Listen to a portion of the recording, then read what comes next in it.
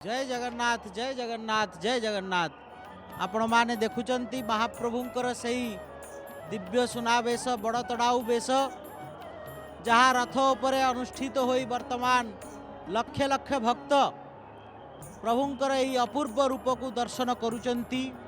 सही पूर्ण परम ब्रह्म सही निराकार परम ब्रह्मंकर पूर्ण स्वरूप को दर्शन करी भक्त माने आपायित हेउथुला बेले सूचना आसुची कि प्रकार भावरे भिड़ होउची एवं आमे मध्य लोक मानंकु निश्चित भावर अनुरोध करिबु के भिड़ मध्य रे निजर स्वास्थ्य कथा निजर सुरक्षार कथा मध्य चिंता करंतु। कारण ए महाप्रभु जे रथरे बसिचंती ए माँ जहां को आपण देखुचंती ए माँ केते केबे भी निजर संतानर कष्ट को सही पारे नाही। संतान तार कष्ट सहे कष्ट प्रकट करे मार बुकुटी कांदी उठे। तेणु यही माँ सुभद्रा जहां को कुहागला ये होचंती जोगमाया संभूता जहां को कुहागला ये हेले स्वयं भद्रांकर जी होचंती पत्नी भद्रांकर जी होचंती भगिनी से पुणी होचंती जगन्नाथंकर पत्नी लक्ष्मी स्त्री भगिनी स्त्री प्रवर्तिका भावरे जहांकर वर्णना करागला से माँ सुभद्रांकर तथ्य विषय टिके आलोचना करिवा। आमर कथा अछि उत्कले नाभिदेशश्च विरजा क्षेत्र मुच्यते विमलासा महादेवी जगन्नाथस्तु भैरव। श्रीक्षेत्र पीठ निरूपण तत्वरे तंत्र उपासना मतरे निगूढ़ विज्ञान भावधारा ही प्रच्छन्न भावरे श्रीपीठ को महापीठ भावे प्रमाणित करे। यही महापीठर तांत्रिक प्रमाण परमा भावात्मिक तत्व को परिप्रकाश करी शास्त्र रे कुहागला लोकनाथ शिवरात्र तीर्थराज महोदधि विमला भैरवी जत्र जगन्नाथस्तु भैरव। तेणु आप क्या देखुंती आमे बहु प्रकार भावरे प्रभुंकर वर्णना कला बेले चलुथिबा प्रचलन अनुसार यांकु रामकृष्ण भितर सीमित करदेवा चेष्टा करिचु। किंतु ये जहां को आपण अनाकार ब्रह्मा को देखुचंती जहां को से दिन देखी विद्यापति स्तुति करी करी कहितला ब्रह्मांड माळ माळ कल्पितनु ब्रह्मांड माळ माळ कल्पितनु लोमं सहस्र मुद्रांगी दृशं पुराणं निश्वास बातादि वेद रासिं सर्व प्रपंचं महं प्रपद्ये। आपणकर लोमरु ही ब्रह्मांड माळ माळ होइकी सृष्टि होइची। आज देखंतु तार प्रमाण विद्यापति दर्शन करथिले नीलमाधवं को से जगन्नाथंकर ए स्वरूपर दर्शन करि नथिले किंतु सेई जो नीलमाधवं को दर्शन करथिले से दर्शन रे मध्य एई चिंतन प्रस्फुटित हेतला। आउ सेई चिंतन ही आज आपण देखंतु ब्रह्मांड माळ माळ होउचंती भक्त माने माळ माळ होई प्रभुंक रथ चारिपटे जेतेबेले बुलुचंती लागुची जमिति समस्ते सेई प्रभुंक भितरे मिसी पुणे तांकरी भितरु बाहरुचंती। ए होउची जगन्नाथ संस्कृतिर विशेषत्व। प्रणव जंत्र रूपाय सत्य संकेत विग्रह ये प्रणव जंत्र स्वरूपाय सत्य संकेत विग्रह यांको आचार्य शंकर घोषणा कले ये होउचंती संकेत विग्रह। जेतेबेले भक्त चाहिला प्रभु मु आपन ए रूप रे देखिवा को चाहूची से रूप देले आमे से विषय रे आलोचना बृहत भाव रे करिचे। आज भक्त चाहिला प्रभु तुमको पूर्ण भाव रे देखिवा को चाहूची से पूर्ण भाव रे दर्शन दउचंती। कोन पाई कारण ए प्रभु जो पूर्ण भाव रे दर्शन दउचंती दर्शन देला बेले से कोन कले ना से ओडियार जो चिन्ह जो जाति रे से अछंती से जातिर चिन्ह को सब निज अंगरे धारण कले। आउ ओडियाणी किरीट कुंडल आड़काणी यही प्रकार जो शब्द प्रभुंकर अलंकार मानकरे खोचा हो गला से शब्द सबू होची ओडिया जातिर प्रतीक। ओडिया जातिर प्रतीक भाव रे प्रभु ए सब को धारण कले कहीं ना से स्वयं होचंती ओडिया जातिर संहितार प्रतीक इंटीग्रेशन प्रतीक। गोटे जाति को मिलैवा को हेले जदि आमे इतिहास को अध्ययन करिवा ओडिशार इतिहास बहु भाव में विखंडित। कलिंग युद्ध समय रे किए राजनीति करुला, कौन शासन व्यवस्था थिला ताहा हमें जानी ना। ता परवर्ती समय रे की प्रकार रे ए भूखंड विभक्त होइतला, पुणी की प्रकार भाव रे ए भूखंड पुणी एकत्रित हैला।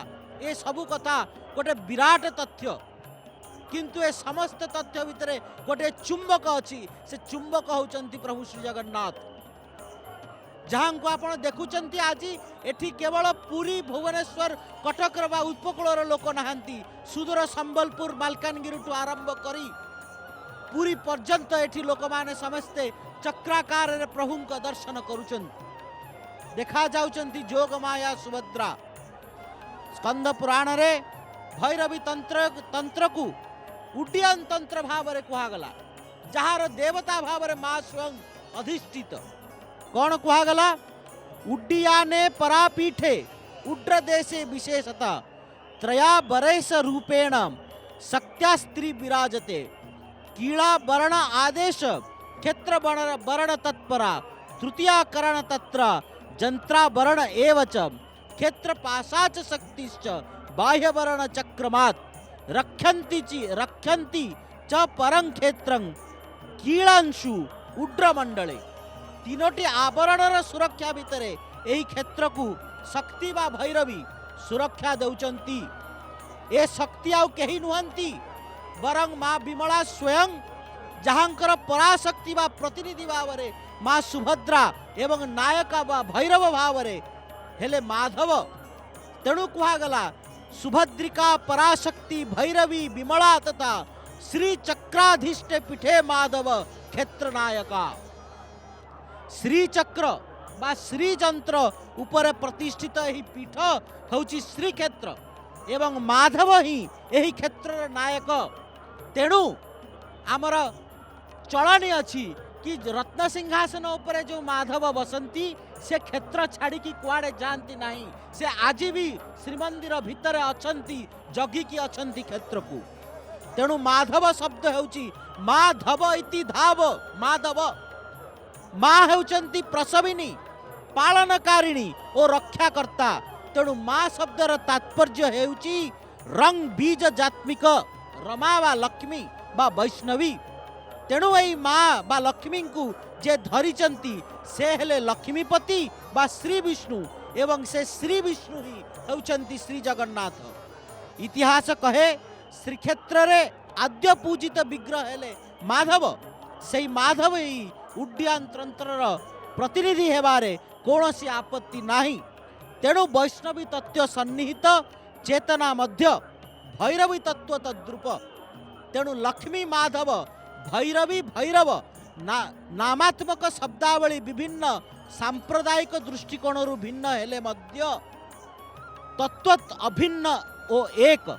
तेणु शास्त्र रे कुहागला श्रीपात्रे स्थापिते तत्र सर्ववर्णा द्विजोत 20 जर्ते तु श्रीपात्रे सर्ववर्णना पृथक पृथक। यही श्लोक उपरे श्रीक्षेत्रर महात्म्य आधारित, अर्थात श्रीजंत्र श्रीचक्र अवस्थान उपरे तद्रूप प्रतिष्ठित श्रीपात्र स्थित क्षेत्र मध्य जाति वर्णर विलय हेबा सिद्धांत निश्चित।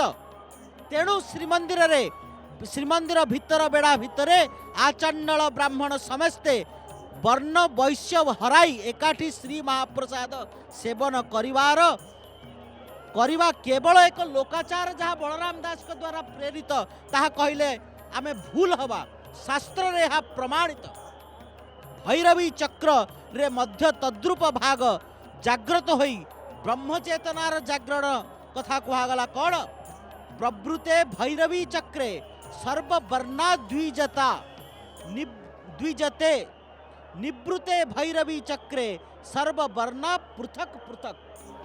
अर्थात उपरोक्त भाव को अनुध्यान अनुशीलन कले वैष्णवी तत्व रे ओ माँ महालक्ष्मी ओ भैरवी तत्व रे माँ विमला ए दुहे भिन्न होई मध्य भगिनी स्त्री प्रवर्तिका भाव रे भगिनी स्त्री प्रकीर्तिता होई उभय प्रतिनिधि हेले माँ सुभद्रांक भितरे एवं श्री जगन्नाथ वैष्णव मतरे माधव हेले मध्य तंत्र मतरे सी हेले भैरव तेणु जगन्नाथस्तु भैरव बोली कही तांकु उपासना करागला। ए हूँ क्षेत्र महात्म्य। आज जो एते लोक भिड़ी होइकी आसी एमिति आसी ना ए क्षेत्र रे केवल रामकृष्णंकर जो कहा जाउतला कला कले बर कन्हाई संगे रोहिणी सुत करंती मथुरा विजय दांडे देख संगात। एमाने केवल कला कलेबर कन्हाई जहाँ मथुरा विजय करिसंती दांडे यांकु देखिबा को संगात तुमे आस नाही देखा जाउची प्रभुंकर से अपूर्व श्री पयर पूर्ण श्री जगन्नाथ जे कि निराकार परम ब्रह्म जहाँ को बौद्ध माने कहले ये होचंती बुद्ध संघ और धर्म। वैष्णव माने तांकु कहले गुरु जीव और कृष्ण। पाशुपति माने यांकु कहिचंती पशु पाशो पति एवं वेदांती माने तांकु कहिचंती ईश्वर माया और ब्रह्म। देखंतु साक्षात ईश्वर स्वरूप होचंती प्रभु बलभद्र, माया स्वरूप हेले जोग माया सुभद्रा एवं ब्रह्म स्वरूप हेले प्रभु जगन्नाथ। साक्षात परम ब्रह्म जे जथामां प्रपद्यन्ते तांथैव भजाम्यहम नीतिरे सदा सादरे से सबु अभिवाद आत्मसात करी समस्तंको अभय दौचंती। तेणु ए होची जगन्नाथ संस्कृतिर मूल तत्व। आमे प्रभुंकर ए जो महाबाहु को देखुचे ए जो रूप को देखुचे ए रूप को उपभोग करुथुआ ता सहित तांकर तत्व को श्रवण करुथुआ। जय जगन्नाथ जय जगन्नाथ जय जगन्नाथ। शोभा सुवर्ण मय बेश हे जगदीश शोभा सुवर्ण मय बेश हे जगदीश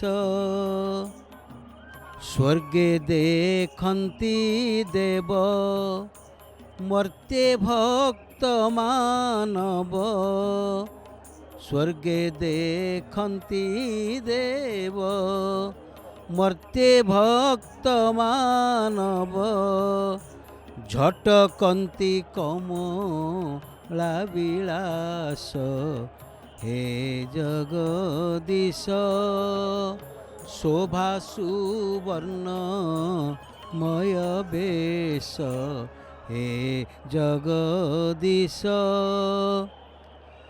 सुवर्ण श्रीपयर श्रीभुज सुवर्णर सुवर्ण श्रीपयर श्रीभुज सुवर्णर स्वर्ण चंद्रिकासु अंतवास हे जगदीश शोभा सुवर्ण मय बेश हे जगदीश स्वर्ण आयुध शोभा किबा उपमा देवा स्वर्ण आयुध शोभा किबा उपमा देवा अलकापन्ती स्वर्णभूष हे जगदीश शोभा सुवर्ण मय बेश हे जगदीश स्वर्ण बाहाड़ा माली किया भली की भली स्वर्ण बाहाड़ा माली किया भली की भली बाघन खिमाली सुबेश हे जगदीश शोभा सुवर्ण मय बेश हे जगदीश सुवर्णर किरीटी स्वर्ण कमर पटी सुवर्णर किरीटी स्वर्ण कमर पटी झोबा कंठी चंद्र सूर्य भास हे जगदीश शोभा सुवर्ण मय बेश हे जगदीश तिलक आड़कानी तड़गी ओडियाणी तिलक आड़कानी तड़गी ओडियाणी पिंधि महाबा प्रभु हस हस हे जगदीश शोभा सुवर्ण मय बेश हे जगदीश प्रभुंक राज बेश तिनि रथे विशेष प्रभुंक राज बेश तिनि रथे विशेष दर्शने अशेष पापनाश हे जगदीश शोभा सुवर्ण मय बेश हे जगदीश स्वर्गे देखन्ति देव मर्ते भक्त मानव स्वर्गे देखन्ति देव मर्ते भक्त मानव झटकन्ति कमला विलास हे जगदीश शोभा सुवर्ण मय बेश हे जगदीश जगदीश्वर अखिल ब्रह्मांड नाथ श्री जगन्नाथ महाप्रभुंकर से दिव्य सुंदर मुख आज उद्भासित हो उठुछि भक्तगण अपलक नयन चाहि रही महाप्रभुंकर यही दिव्य बेश द्वारा विमंडित होइथिबा सेही कला श्रीमुख को एवं महाप्रभु सते कि समस्त को प्रतिश्रुति दौरान हे मोर भक्तगण तुम्हें माने निर्भय हुओ मो पाखे एकमात्र शरणापन्न हुओ सर्वधर्मान परित्यज्य माम एकम शरणं ब्रज अहं त्वां सर्व पापेभ्यो मोक्षयिष्यामि माँ शुचः माने दुख करना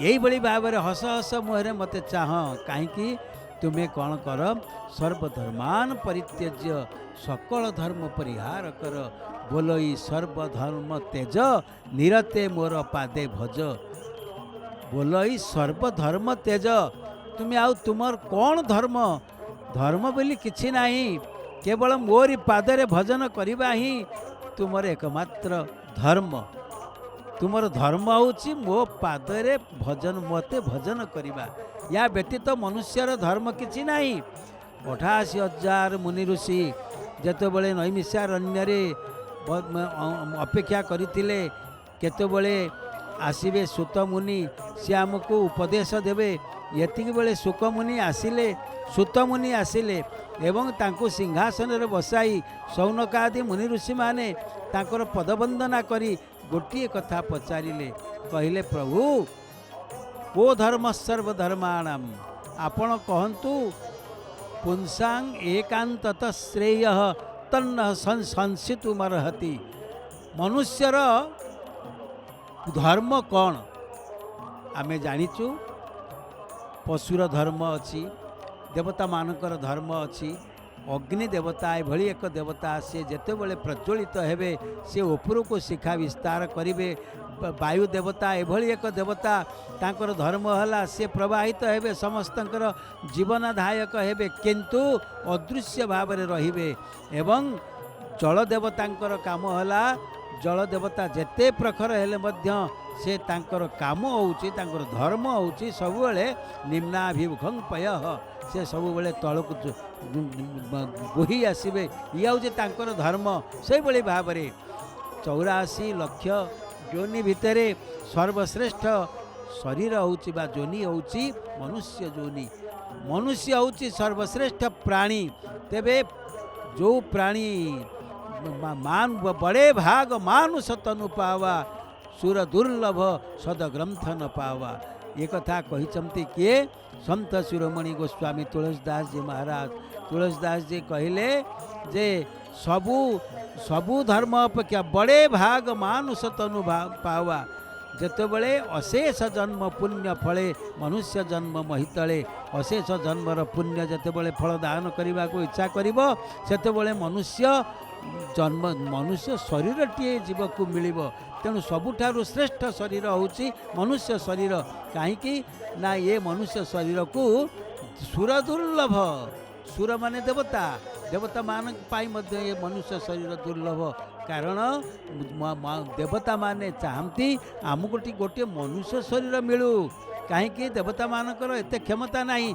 जहाँ मनुष्य मानकर अच्छी यही मनीष जदि कर्म करिब दस्यु रत्नाकर परिणत हब यही मनुष्य जदि कर्म करिब से वाल्मीकि रे परिणत हब तेणु दस्यु रत्नाकर कुकर्म करुले से दस्यु रत्नाकर होइतिला तांको जेतेबेले नारद महर्षि कहले बाबा तू ये कर्म कहीं करुचु तू मुक्ति केमिति पाइबु ना कहंतु आपण मु केमिति मुक्ति पाइबी ना तू राम नाम कह जेतेबेले रा कहले रा कहूँ म कहले म कहूँ एकाठी जोड़िकी कहीपरनी रा कहले म भूली जाऊँगी म कहले रा भूली जाऊँगी तेणु कहबार कथा है एते सुंदर मनुष्य शरीर लाभ करी केवल मो पादरे भजन करवा ही तोर एकमात्र धर्म तू से धर्म पालन कर।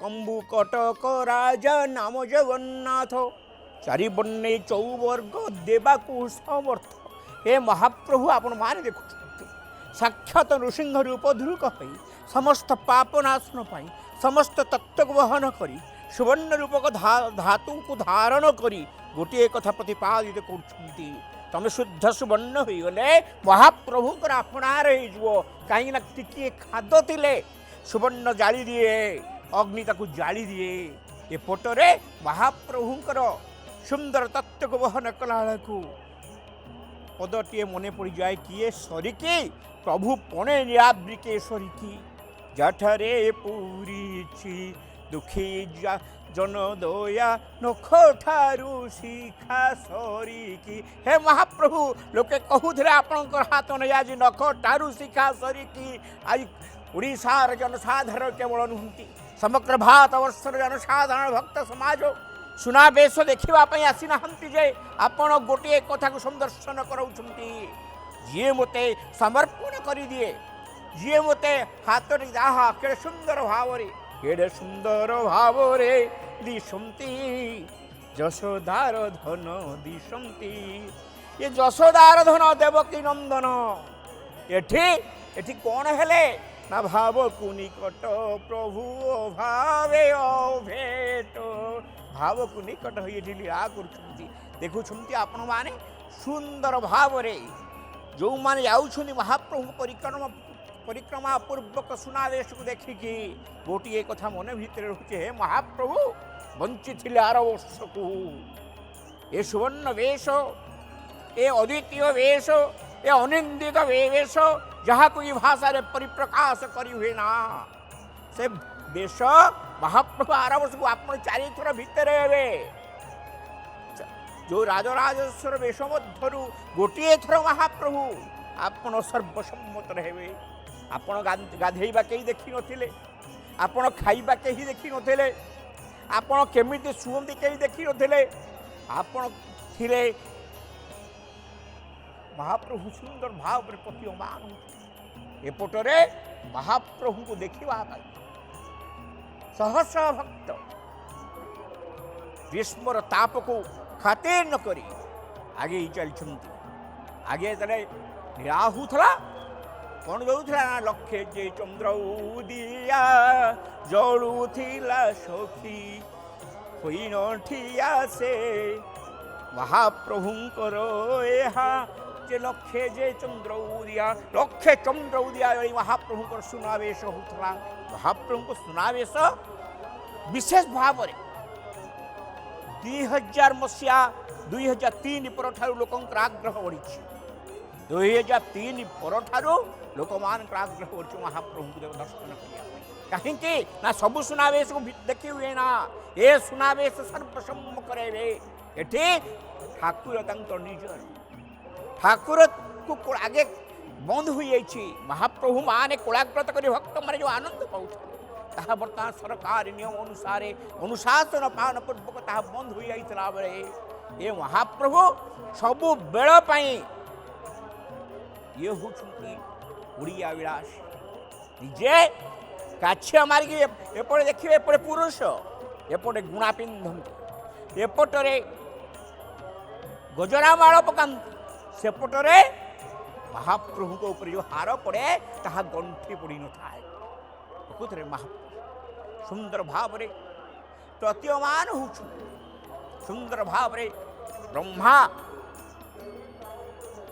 ବିଷ୍ଣୁ ଏବଂ ଶିବ ଯାହାକୁ ଦେଖିବା ପାଇଁ କୋଟି କୋଟି ଜନ ଆସି ନ ମିଳତି ପୁଣି ଶ୍ରୀକ୍ଷେତ୍ର ଭାଜନ ତାଙ୍କୁ ଦର୍ଶନ କରିବା ଚର୍ମଚକ୍ଷୁ ଛେଇ ସାର୍ଥକ କରିବା ଆମେ ପାପ ଜୀବ ଧୋଇ। ହେ ମହାପ୍ରଭୁ ଆପଣ କାହାର କି ଆମେ ମନେ ପକାଉନାହାନ୍ତି? ଗଜେନ୍ଦ୍ର ଡାକ ଛାଡ଼ିଲା, କହିଲା ମୋତେ ସଂସାରକୁ ଯିଏ ରକ୍ଷା କର, ମୋତେ ରକ୍ଷା କର, କାହିଁ ଅନକ୍ର ଧରିଛି କୁମ୍ଭୀର ଧରିଛି। ଆପଣ ପୋଷା ଖେଳୁଥିଲେ, କହିଲେ ରଖିଲି। ପଚାରୁଛନ୍ତି ସତ୍ୟ ଭାବା କାହାକୁ ରଖିଲେ? ନା ମୋ ଭକ୍ତକୁ ରଖିଲି। ନା କାହିଁ ମୋତେ ତ ଶୁଭିଲା ନାହିଁ। ନା ଭକ୍ତର ଡାକକୁ ମୁଁ ହିଁ ଶୁଣିଥାଏ, ଅନ୍ୟ ଯେ ଶୁଣଇ ନାହିଁ। ଭକ୍ତ ଏତ ହାତ ଟେକି ଡାକି ଦିଏ ନା, ଏ ମହାପ୍ରଭୁ ରହିପାରନ୍ତି ନାହିଁ। ଏ ମହାପ୍ରଭୁ ଆପଣଙ୍କର ମନେ ରଖନ୍ତୁ, ଯେତେବେଳେ ଡାକୁଛି ଗଜ ମହାପ୍ରଭୁ ଆସିଲେ କ'ଣ କଲେ? କାହିଁ ଥିଲା ନକ୍ର, କାହିଁ ଥିଲା ଚକ୍ର, ପଲକ ପତନ ନହୁତ କଟିଗଲା ମୁଠା ରହିଗଲା କଥା, ସ୍ମରିଲା ମାତ୍ରେ କେ କରି ତ ଦେଖୁଛନ୍ତି ସୁନ୍ଦର ମୁଖକୁ ସୁନ୍ଦର ଭାବରେ ସଜ୍ଜିତ କରି ତ୍ରୟ ଦେବ ତ୍ରୟୀ ସୁଭଦ୍ରାଙ୍କ ସହିତ ଦୁଇ ଭଗ ଭାଇ ଆଜି ଜଗନ୍ନାଥ ବଳଭଦ୍ର ଏକ ଭିନ୍ନ ଅବୟବରେ ଭିନ୍ନ ତତ୍ତ୍ୱରେ ସନ୍ଦର୍ଶନ କରା ଦେଉଛନ୍ତି, ପଦାର୍ପଣ କରୁଛନ୍ତି, ଭକ୍ତମାନଙ୍କୁ ଦେଉଛନ୍ତି। କହୁଥିଲେ ଆପଣମାନେ ଯେତେବେଳେ ପରୀକ୍ଷିତ ମା ପେଟରେ ଅଛି, ଅଶ୍ୱତ୍ଥମା କାହିଁ ସେ ବାଣ ନିକ୍ଷେପ କରିଛି ମାରିଦେବା ପାଇଁ। ଡାକୁଛି ଉତ୍ତରା, କହିଲା ମହାପ୍ରଭୁ ଏ ସନ୍ତାନ ଯଦି ନ ରହେ ବଂଶ ରହିବ ନାହିଁ। ଦେଖୁଛି ପରୀକ୍ଷିତ ନୀଳ ବର୍ଣ୍ଣର ଗୋଟିଏ ଚକ୍ର ବୁଲୁଛି, ଏ ସେଇ ଚକ୍ର ସୁଦର୍ଶନ ଚକ୍ର। ଆପଣ ପୁରୀ ବଡ଼ ଦାଣ୍ଡରେ ଯୁଆଡ଼କୁ ଅନେଇବେ, ଯେଉଁ ପଟୁ ଦେଖିବେ ଏ ଚକ୍ର ଆପଣଙ୍କୁ ଦେଖିଲା ପରି ଦେଖାଯିବ, ଆପଣ ଆଡ଼କୁ ଅନେଇଥିଲା ପରି ଦେଖାଯିବ। ଏ ବିଚିତ୍ର ଏ ଲୀଳା କାହିଁକି? ନା ସେଦିନ ଉତ୍ତରା ଗର୍ଭରେ ଚକ୍ର ଭଗବାନଙ୍କୁ ଲୀଳାରେ ଉତ୍ତରାର ଗର୍ଭରେ ପରୀକ୍ଷିତକୁ ରକ୍ଷା କରିନଥିଲେ। ଯେ ପରୀକ୍ଷିତ ଜନ୍ମ ହେଲା, ସମସ୍ତେ ଅଛନ୍ତି, କାହା ପାଖକୁ ଗଲା ନାହିଁ। ଗଲା କାହା ପାଖକୁ? ନା ଭଗବାନଙ୍କ ପାଖକୁ।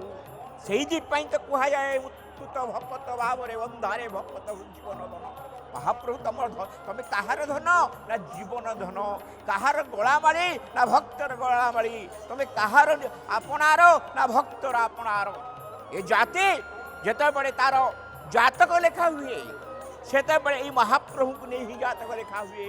ଏଇ ମହାପ୍ରଭୁଙ୍କ କଥାକୁ ଛାତିରେ ହାତ ଦେଇ ଏ ଭକ୍ତ ଯେତେବେଳେ କହି ଉଠେ, ଯେତେବେଳେ ଓଡ଼ିଆ ଜାତିର ଓଡ଼ିଆ ମାନେ ଗର୍ବ କରନ୍ତି, ସେତେବେଳେ ସୁନ୍ଦର ଭାବରେ ମହାପ୍ରଭୁ ଗଜପତି ଲୀଳାରେ ମହାପ୍ରଭୁ ଯଦି ଦେଖାଯାଏ ସୁନ୍ଦର ଭାବରେ କହୁଥିଲେ। ବର୍ତ୍ତମାନ ଯଦି ଚୋଳଗଙ୍ଗ ଦେବ ନଥାନ୍ତେ ଏ ସୁନାବେଶ ଆରମ୍ଭ ହୋଇନଥାନ୍ତା।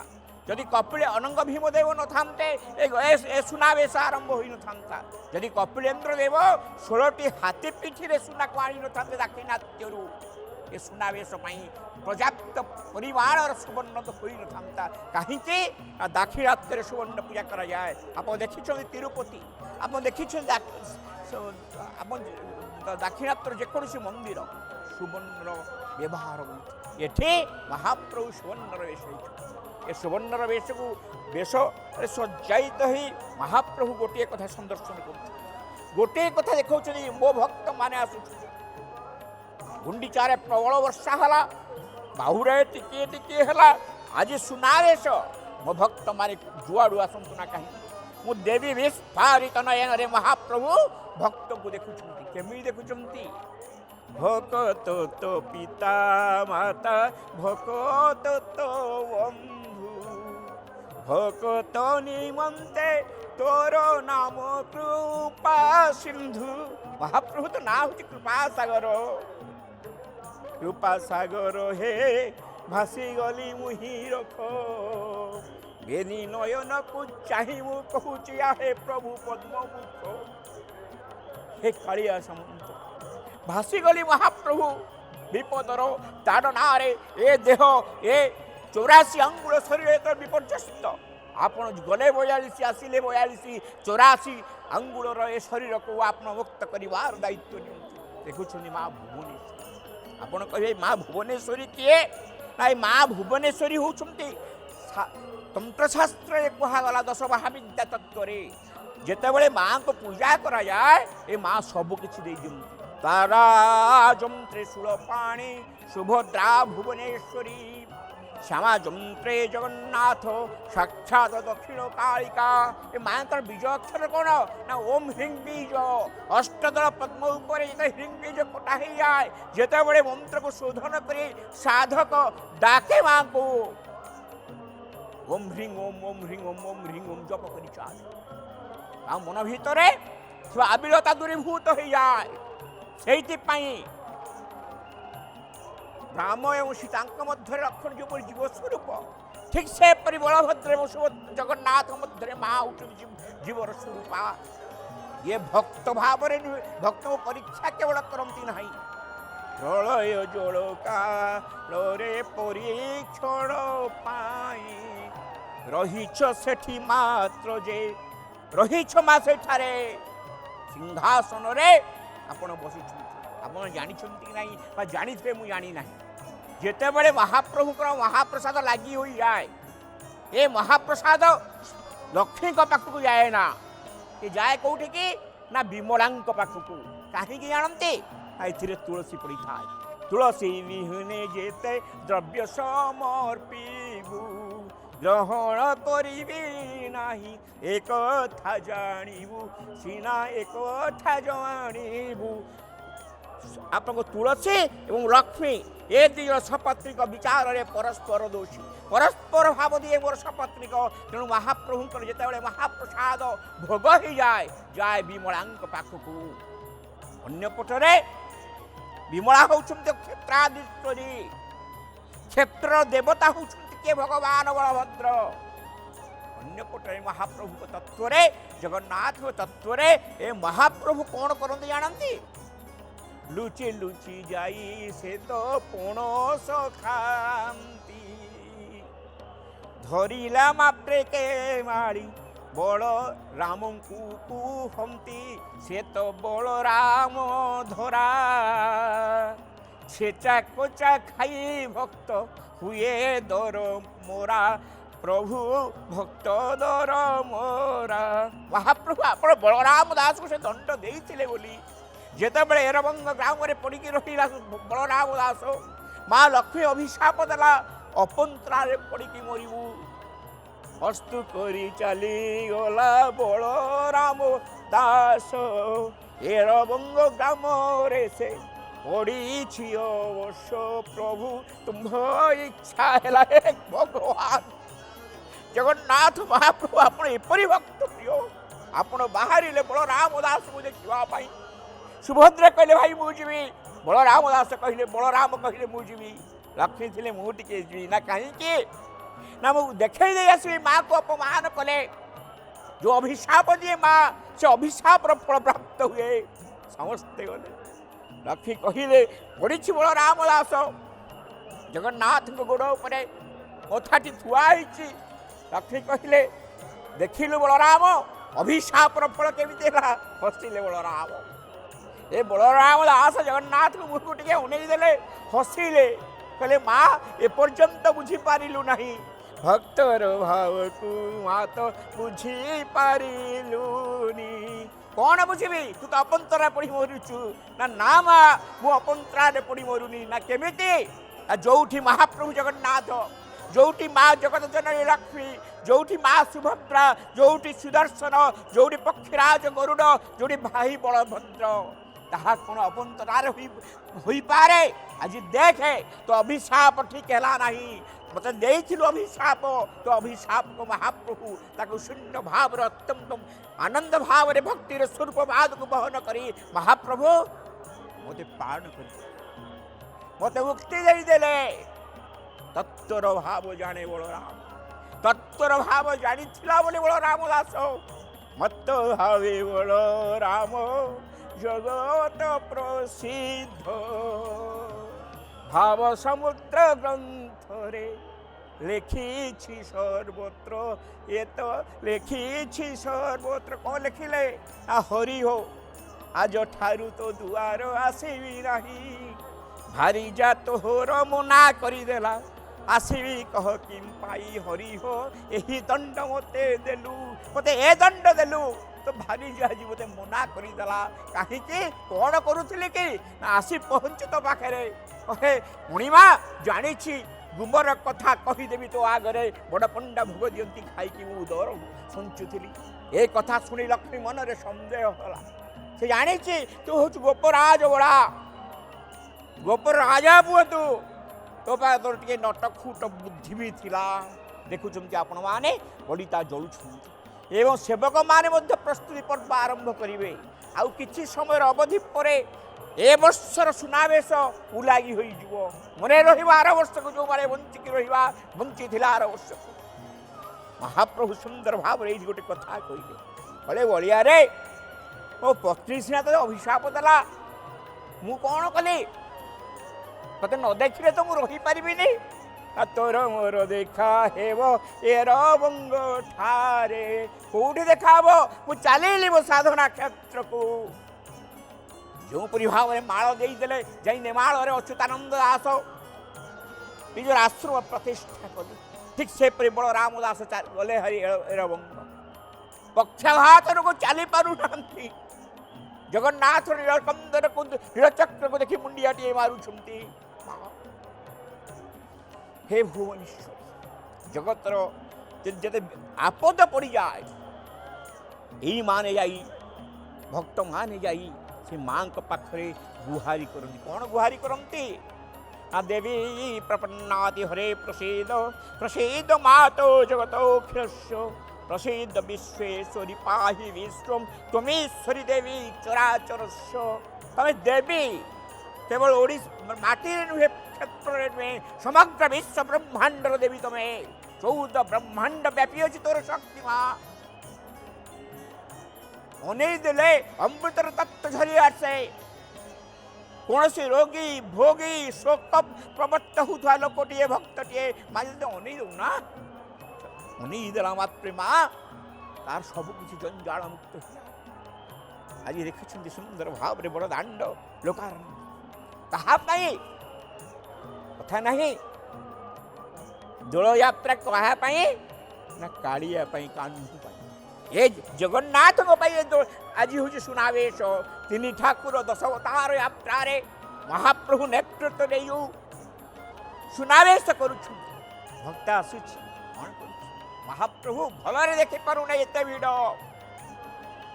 ହାତ ଦିଟା ଟେକି ଦେଉଛି, ମହାପ୍ରଭୁ ମୁଁ ଦେଖେ ବା ନ ଦେଖେ ତୁ ହିଁ ମୋର ଭାଗ୍ୟ ଦେଖ, ତୋର ପାଦେ ଶରଣ ମୁଁ, ଦୂର ମୋର ଦୁଃଖ ପ୍ରଭୁ ଜଗତ କାରଣ। ଏପର୍ଯ୍ୟନ୍ତ ମହାପ୍ରଭୁଙ୍କର ଚକ୍ଷୁ ଦୁଇଟି ଅତ୍ୟନ୍ତ ସୁନ୍ଦର ଭାବରେ ପ୍ରତିଭାତ ହେଉଛନ୍ତି। ସତେ ଯେମିତି ସୂର୍ଯ୍ୟ ଜଳୁଛନ୍ତି, ସତେ ଯେପରି ଚନ୍ଦ୍ର ଜଳୁଛନ୍ତି, କିନ୍ତୁ ଏଠି ସୁନ୍ଦର ଭାବରେ ଦୁଇ ଜଣ ଯାକ କୋମଳ କିରଣ ପ୍ରଦାନ କରି ଚାଲିଛନ୍ତି। କାହା ପାଇଁ? ନା ଭକ୍ତମାନଙ୍କର ପାଇଁ। ଭକ୍ତର ବନ୍ଧୁ ତୁହି। ସାଧୁଦେବ କହିଲେ ନାହିଁ 750 କୋଶ ଚାଲି ନ ପାରଇ मोह जीवा जाए तुम्हें रथे थी रही महाप्रभु शुणिल केमिति एते बाट लोके कहूँ तुम कान नाई ना किए कहला देख देख आज देखे मो कान अच्छी मो गोड़ अच्छी मो हाथ अच्छी देखे जहाँ को संसार में कहीं विश्वास करती नहीं सेदिन इंद्रदुम्न देखिले मोर हाथ नाई गोड़ नाई भो वही कांदी पुकी गोड़ तले पड़गली कौन कहले कहले महाप्रभु पूजा हेब केमिति मोहर इच्छा रे मुहि करई जे गति मोहर इच्छा रे पूजा पाइबी संप्रति राजा दुख कर नाही आहा केते सुंदर भाव रे मां को अपन दर्शन करछनी बलभद्र भगवान के दर्शन करछनी ये बड़े पराक्रमी बलभद्र बोली हमको बलभद्र कहे मने पकांत महाभारत परे परे जरासंध राजस्व यज्ञ बड़े जरासंध सहित युद्ध 17 थर धाड़ी धाड़ी परास्त ही पड़ोची आउ थरे आसिला जेते बेले भगवान कहे आज देखो मारी देवी ना ना महाप्रभु मारिवार समय ही कहीं ना काल जवन आसो काल जवन आस क्या मरब ना मुचुकुंदे नामे राजा करी शयन चक्षु खोली जीव तार होइब दहन ये तो दोष लगिबनी महाप्रभु से बाट द्वारिका को पड़े देखिला काल जवन मुचुकुंद शोची महाप्रभु गामुछाड़ी पड़ी महाप्रभु मुचुकुंद को उठेला मुचुकुंद निद्रा शोचती वर प्राप्त होते आक्रमण कला उठापी उठेले मुचुकुंद आखि दुईटा खोलीगला उन्हें देले क्या ना काल जवन को काल जवन भस्मीभूत होगा महाप्रभु कंटा को कंटार काढ़ार जब क्या शिखी था ये जाति से होती आपण ये जाति शिखी कंटा को कंटार काढ़ार रथ मैंने टिके मन दुख कर आरंभ हो आउ 2 दिन पर महाप्रभु चली जाए सिंहासन को 20 वर्ष अपेक्षा करने को पड़ो आमको बा पचार किए आम पचार किए केते बेले चली जीवे प्रभु मोहाहु आमर सत्ता रहिबो नहीं एपटरे आपण पड़े आसिले पुनर्बार भावनाभूत आरंभ करी गुंडीचा मंदिर तार आश्रय महाप्रभु जीव बोले भावनाभूत पड़े आप रास कले रासस्व जहाँ जहाँ कले श्रीपति कहीं वर्णना करें शिव ब्रह्मा कहीं बन्नी न पारती आपण प्राग्र रास कला 3टी रास कर गोटे बसंत रास गोटे शरत रास गोटे हूँ प्राग्र रास हे महाप्रभु आपन जय हो आपन जय हो आपन जय हो।